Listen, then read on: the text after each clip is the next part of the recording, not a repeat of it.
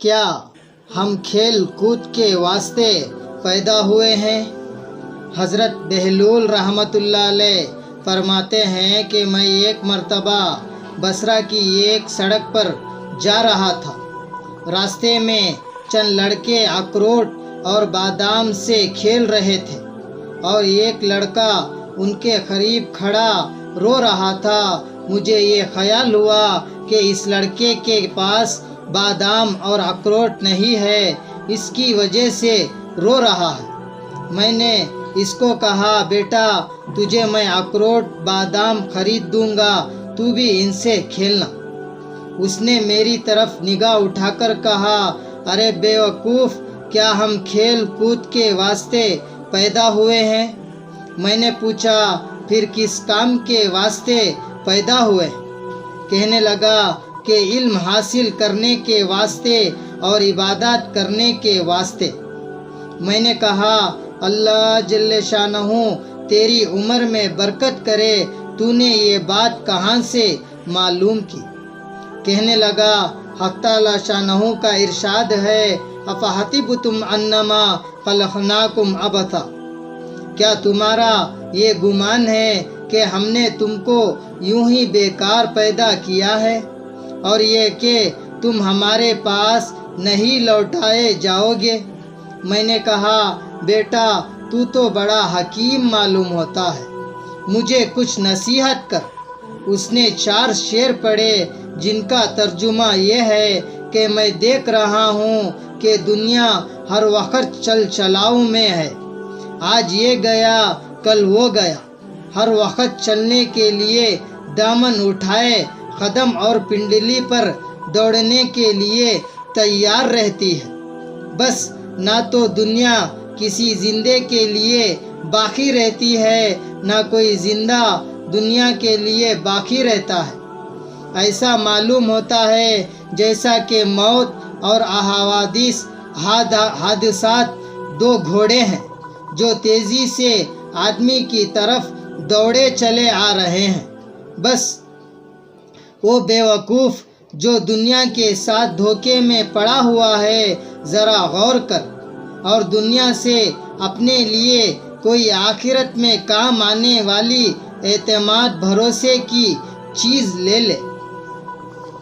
یہ شعر پڑھ کر اس لڑکے نے آسمان کی طرف منہ کیا اور دونوں ہاتھ اٹھائے اور آنسوؤں کی لڑی اس کے رخساروں پر جاری تھی، اور یہ 2 شعر پڑھے جن کا ترجمہ یہ ہے، اے وہ پاک ذات کہ اس کی طرف عاجزی کی جاتی ہے اور اسی پر اعتماد کیا جاتا ہے، اے وہ پاک ذات کہ جب اس سے کوئی شخص امید باندھ لے تو وہ نامراد نہیں ہو سکتا، اس کی امید ضرور پوری ہوتی ہے۔ یہ شعر پڑھ کر وہ بے ہوش ہو کر گر گیا۔ میں نے جلدی سے اس کا سر اٹھا کر اپنی گود میں رکھ لیا اور اپنی آستین سے اس کے منہ پر مٹی وغیرہ لگ گئی تھی پوچھنے لگا۔ جب اس کو ہوش آیا تو میں نے کہا، بیٹا ابھی سے تمہیں اتنا خوف کیوں ہو گیا؟ ابھی تو تم بہت بچے ہو، ابھی تمہارے نام اعمال میں کوئی گناہ بھی نہ لکھا جائے گا۔ کہنے لگا، بہلول ہٹ جاؤ۔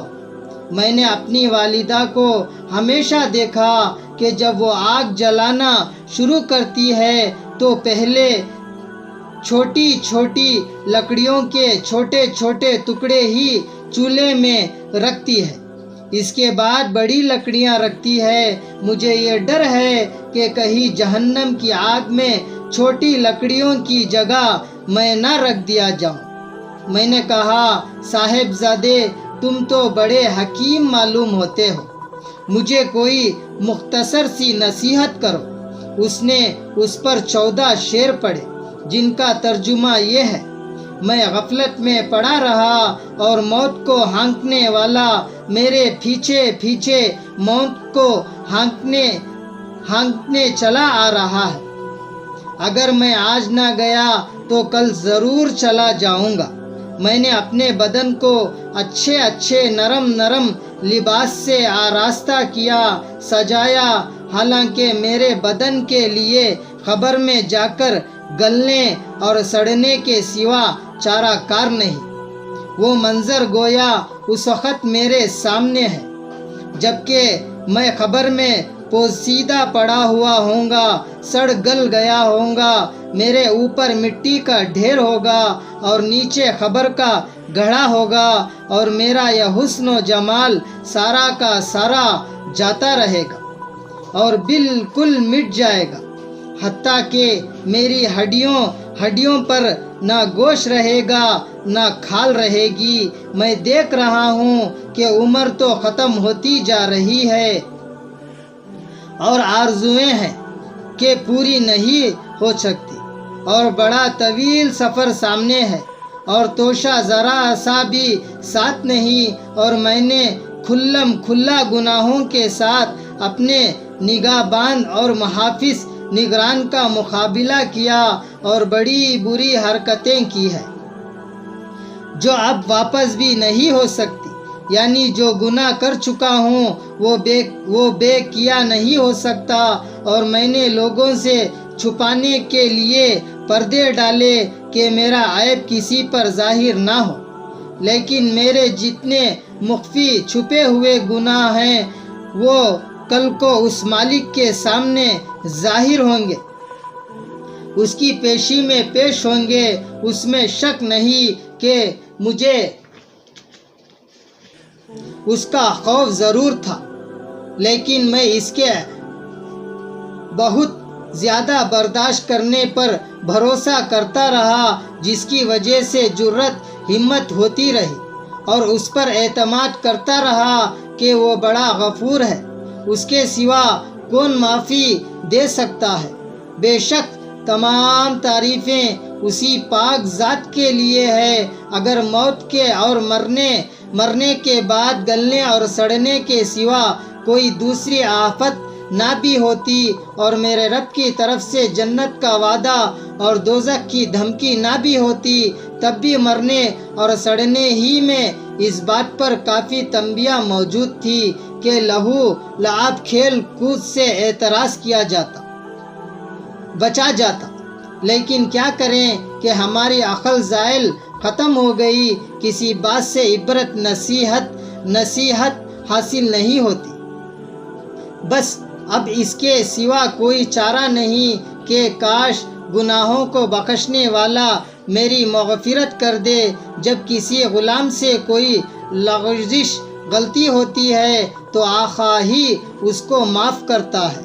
بے شک میں بدترین بندہ ہوں جس نے اپنے مولا کے عہد میں خیانت کی، اور نالائق غلام ایسے ہی ہوتے ہیں کہ ان کا کوئی قول قرار معتبر بھروسے کے لائق نہیں ہوتا۔ میرے آقا، جب تیری آگ میرے بدن کو جلائے گی تو میرا کیا حال بنے گا، جبکہ سخت سے سخت پتھر بھی اس آگ کو برداشت نہیں کر سکتے۔ میں موت کے وقت بھی تنہا رہ جاؤں گا، قبر میں بھی اکیلا ہی جاؤں گا، قبر سے بھی اکیلا ہی اٹھوں گا، کسی جگہ بھی کوئی میرا معین مددگار نہ ہوگا۔ بس اے وہ پاک ذات جو خود اکیلی ہے، وحدہ لا شریک لہو ہے، ایسے شخص پر رحم کر جو بالکل تنہا رہ گیا۔ بہلول رحمۃ اللہ علیہ کہتے ہیں کہ اس کے بعد اشعار سن کر مجھ پر ایسا اثر ہوا کہ میں غشک کھا کر بے ہوش ہو کر گر گیا۔ بڑی دیر میں جب مجھے ہوش آیا تو وہ لڑکا جا چکا تھا۔ میں نے ان بچوں سے دریافت کیا، پوچھا کہ یہ بچہ کون تھا؟ وہ کہنے لگے کہ تو اس کو نہیں جانتا، یہ حضرت امام حسین رضی اللہ عنہ کی اولاد میں ہے۔ میں نے کہا، مجھے خود ہی حیرت ہو رہی تھی کہ یہ پھل کس درخت کا ہے۔ واقعی یہ پھل اسی درخت کا ہو سکتا تھا۔ حق تعالی شانہ ہمیں اس خاندان کی برکتوں سے متفق فرمائے، نفع پہنچائے، آمین یا رب العالمین۔